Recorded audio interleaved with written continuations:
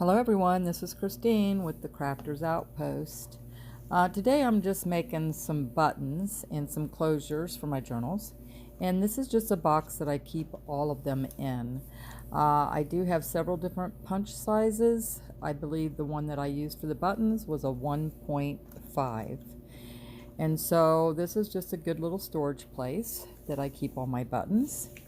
And today I'm going to try to make some out of this material, which really didn't turn out too good, but it depends on the material that you use. So your punch will work great if you just punch it through some cardboard, like these are cardboard pieces. If you punch through paper, it just depends, but sometimes the punch does get stuck, and so I have to end up just taking some scissors and hammering it till it comes undone, and that's what happened with this piece of paper here.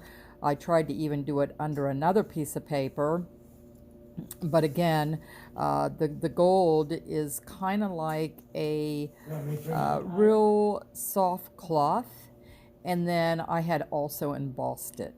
And so that made it even more difficult to try to get my punch through it. And so I went ahead and just edited that out because it took me a minute to get the actual button out after I attempted to do this. So you will see here that it got stuck.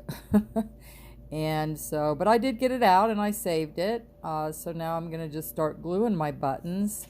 And so what I do... and as you can see, I'm trying to show you that this kind of paper was very material-like, and by embossing it didn't help it much going through the cutter. So then what I do is I usually just try to have some extra punches out of my cardboard, which I think this was just a cereal box, and I go through and I just punch out any type of, thickness of your cardboard. You'll just have to try to use the thickness that you want. I try to go as thick as I can, so I'm not layering 4 and 5 of them together. So whatever my punch will go through, I'll try to pick that. This was just a cereal box topper. I did have some thicker white cardboard that I used from another box that actually made it like 2 of them together, so I didn't have to keep stacking them, because to me that's just not the enjoyable part of making these buttons. I would rather be decorating or doing something else.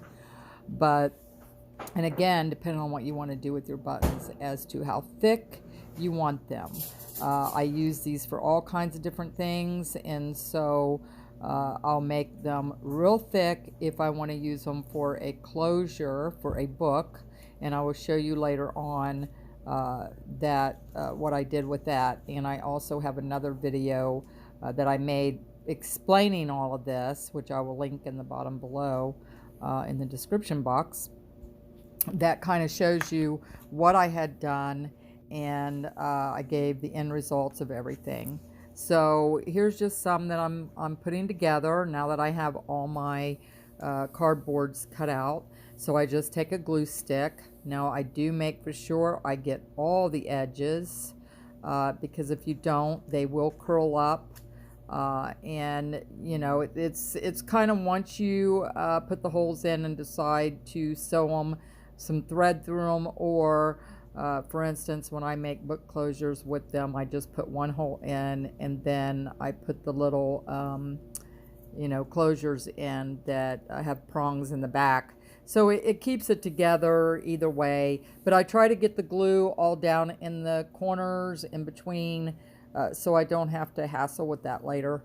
But again, you can use 1 backing on your project. You can use 2. You can use 5. However thick you want it to be. And again, just make sure that you glue them very well, because they will roll up on you sometimes. And so I just try to use a lot of glue. So what I'm going to do at this point, I think you get the idea. I think I'm going to speed the video up just a little bit, so you can see the process. and then we'll get through the video here.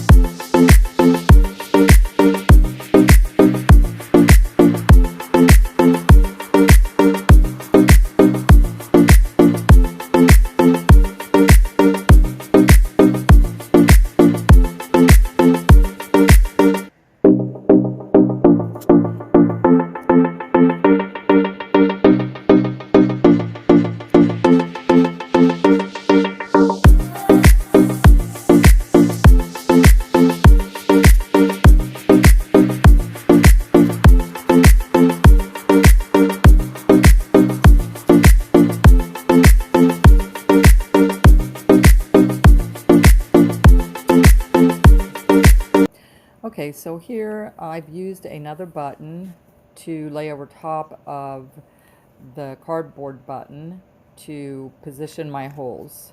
So then when I go to cut them out, they will be centered better in the middle. So that's something you might want to keep in mind. Now when I'm just making one hole, I pretty much just eyeball that. But it really helps to get a button that's the same size as the buttons that you're making, and then just try to draw some holes. And here's one that I did just for the center to put my brags in, so I could use it for a book closure. And so that will help you get some ideas on just trying to find a regular button to center your holes, so they'll look more like a real button. Okay everyone, so here's the end results of all the ones that I did. I did some off camera, but these are the ones that I was going to use with the brags in them for book closures. And so these are just 3 that I kind of put together that hopefully I can use in something that I'm doing in the future. But these are just some of the ones that I did. And as you can see, some of them are thicker than others. Again, it's just going to depend on what I'm using it for. But I hope this gives you an idea and get your creative juices flowing. And you can come up with all kinds of great ideas for these little buttons. And they're fun to make. You can just think about what it is you want to do with them, and then you can decide on how many layers you want. But anyway, this is the end results, and I hope you got inspired to do something different and you enjoyed the video.